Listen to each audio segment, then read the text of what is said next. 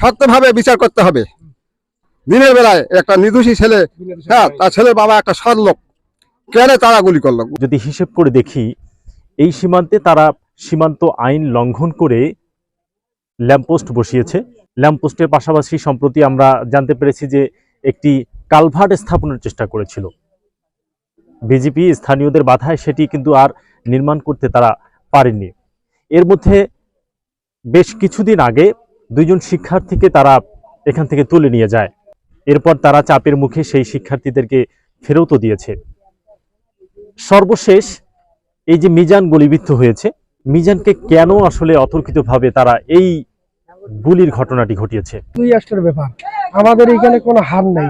এখানে আমি তো ইন্ডিয়ান সাহেবকে স্যারকে বললাম যে স্যার, আমার এইখানে জন্মগত আমার নাবিপতা জায়গা এই জিরো লাইনে, আমরা সবসময় এইখানে উঠে বসে করি, আপনার হিন্দু বা তোমাদের সাথে কারোর সাথে আমাদের কোনো ইয়ে হয় না। আমি তোমাকে চিনি, এই সালক চিনি, আমি তো দেখে দিলাম 4 বছর থেকে ওরা আছে, আমি সবাইকে চিনি।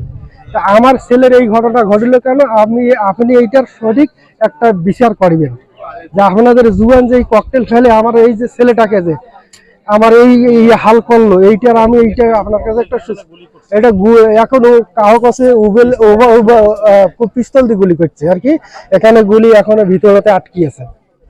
ওরা তো আমাদের কাছে প্রায় ভুট্টা চায়, আবার খায় খো নিগি নিগি, কিন্তু ভুট্টা দিবার যে তারা কি কারণে আমাদেরকে গুলি করলো, আমরা এটা দাবি বিশ্বাস চাই বাংলাদেশের কাছে।